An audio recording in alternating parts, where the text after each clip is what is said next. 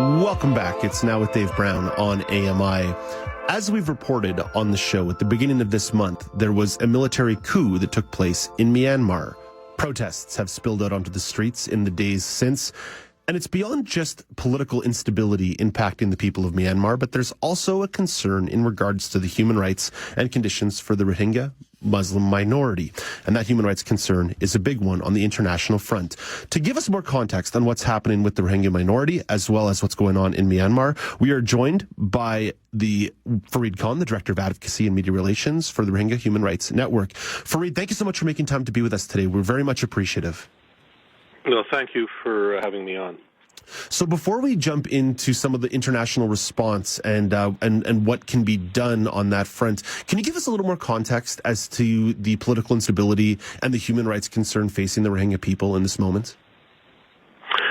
Yes, well, as your listeners know, and you mentioned, there was a coup in Myanmar earlier this month. The military removed the civilian government. There was an election last fall where Aung San Suu Kyi's party won an overwhelming victory. I believe, if I remember correctly, the voters voted for her. More than 80% of the votes were for her. And there were rumblings within the military that they did not accept the legitimacy of the vote, and that there was some fraud in the vote, which has yet to be proven. Anyway, so earlier this month, the military essentially ousted the government and arrested Aung San Suu Kyi and the president and charged them with trumped-up charges. Right now, it's been a number of weeks, and there have been mass protests in the streets in Myanmar by pro-democracy and pro-Aung San Suu Kyi supporters. And what this means for the Rohingya, though, is that now there is likely to be a greater threat, not just to the Rohingya, but to other ethnic minorities at the hands of the military dictatorship. We, along with a coalition of other groups, sent a letter to Foreign Affairs Minister Marc Garneau asking the Canadian government not only to voice its opposition to this coup, but also to make the point that the Rohingya have to be protected, because there are still about 600,000 Rohingya in Myanmar, and Min Aung Hlaing, the military leader, sees them as unfinished business from the genocide a couple of years ago. That's some history that I want to get into here to give maybe our listeners who aren't as familiar with the story a little bit more of the context. What is the historical relationship between the military of Myanmar and the Rohingya people? Well, the Rohingya people have been in Myanmar for centuries. They are a part of that country. When the British left and Myanmar, at that time called Burma, gained its independence, they were included as one of the many ethnic groups that were part of the Burmese nation. But in the 1960s, when the military took over, things began to change, and in the 1980s is when it got really bad for the Rohingya, when they were stripped of their citizenship and their rights. They're not counted during census years, which means we have no idea about the exact numbers of the Rohingya. And then basically since the late 90s, there have been a series of military assaults on Rohingya communities in Myanmar, resulting in people fleeing to neighboring Bangladesh. And the most violent assault began in 2017. It was orchestrated at the highest levels of the military, and this was during a time when Myanmar had a supposedly democratic government led by Aung San Suu Kyi. And the violence started in late August 2017, and after it was over, about 8-9 months later, about 800,000 Rohingya had fled Myanmar into neighboring Bangladesh as refugees. Tens of thousands of people, including children and babies, had been brutally murdered by Myanmar's military forces. Thousands of women had been gang raped by Myanmar soldiers, and around 400 Rohingya villages had been burned to the ground and then were subsequently bulldozed by the military to remove any evidence of the crimes that had been committed. And so right now, there are 1.3 million Rohingya, sitting the largest refugee camp in the world in Bangladesh, as well as in other countries around the Pacific Rim. Roughly more than 75% of the Rohingya from Myanmar have now been expelled and are living as refugees or around the world where they have managed to immigrate. And within Myanmar, the remaining Rohingya live in very precarious conditions. There are about 200,000 of them that live in concentration camps where every aspect of their life is controlled by the military. And the other ones who aren't in camps live very, very precarious lives. And there is a constant concern for them because we have no idea what conditions they are facing.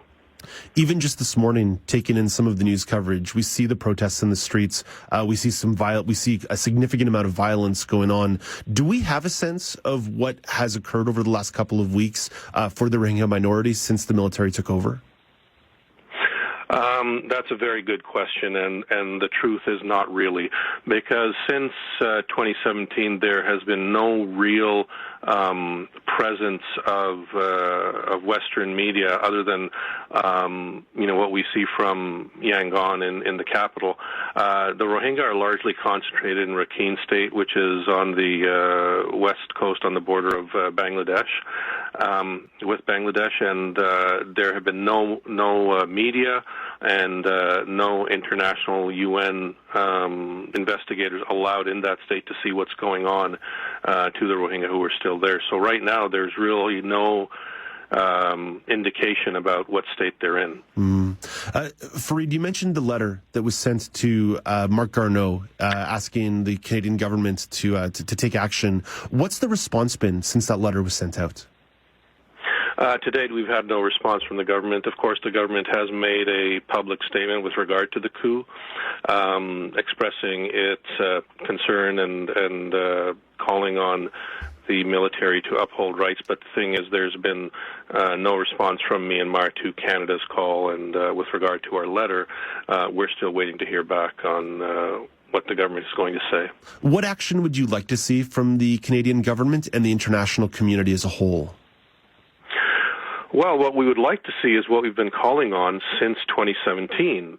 When the violence began, we called on the government to declare it a genocide because that's what it was. All the experts who study this, who know this, who know the history of Myanmar, have said that this is what is happening. It meets the definition of genocide under the Genocide Convention.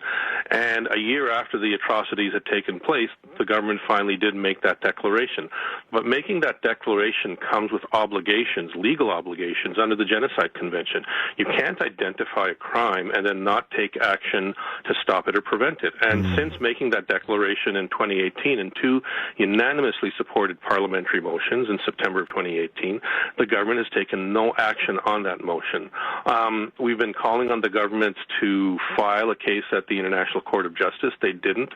Finally, the West African nation of Gambia did in November 2019. The case was presented, and there were orders given by the judges at the ICJ a couple of months later. We then asked the government to join the Gambia case at the ICJ, and the government has not responded to that call and has not taken any action. So frankly, we find the government's attitude about that they're a defender of human rights to be pretty hypocritical. This government, Justin Trudeau and his ministers have often stated that they are not only defenders of human rights, they are defenders and supporters of the international legal order. Well, you know what? If you're going to say that, then actually do something that reflects those words. You can't make those claims and then not take action when you're called to do so. Yeah, I think that's a significant reminder of the reality of it's one thing to trumpet human rights and talk about those things, but it absolutely comes with the need for action. Absolutely, 100%. And again, that's something we're seeing in the headlines this week as well. As we take a look back to the protests that are going on in Myanmar, we know that political instability often goes hands in hands with a human rights crisis. How much longer do you think there can be this kind of political instability and a tolerance of a military coup before stronger action from the military, from the international community will be put in place to step in? Well, I don't know how long it's going to take or what it's going to take. If there was violence on the level that approaches what happened to the Rohingya, I think you will see Western governments step in. The problem is, though, is that Myanmar has a very powerful patron in China. If this issue is brought before the Security Council, China is going to veto it. So basically what those governments who support democracy and international rule of law have to do is they have to decide when are they willing to step in. They didn't do anything when the genocide took place. They did not impose the level of sanctions necessary that would have changed the behavior of the government before the coup. And now that it's being run by the military, we have to ask our government, and Western supporters of human rights have to ask their governments, when are you going to step in? We've already had a situation of genocide with the Rohingya. Now we have the possibility of further violence. At what point, does it take for Western nations who believe in supporting human rights to step in? If there was an action in the direction of increasing sanctions against Myanmar, not just targeted sanctions, but actually sanctions on the entire country, the same way there was before they returned to democracy and elections, then that would put increased pressure on Myanmar to change things quickly and return power to the civilian government. However, returning power to the civilian government is not a simple fact, given that it was under the civilian government that the Rohingya were targeted. The military undertook the operations, but Aung San Suu Kyi basically did nothing. And if a civilian government was to be returned, one would assume she would have some role to play in it. And we have to get some sort of indications or guarantees that the ethnic minorities, the Rohingya and others, would have a role, that rights would be returned, their citizenship would be returned, and the ones who were forced out as refugees would be allowed to return to where their homes used to be in Rakhine State, which is what those refugees want. Fareed, I know this is a difficult story, and it's certainly one that continues to evolve. Thank you for helping us with a better understanding, and thank you for the work that you do, the continued advocacy that you do. It's we appreciate it.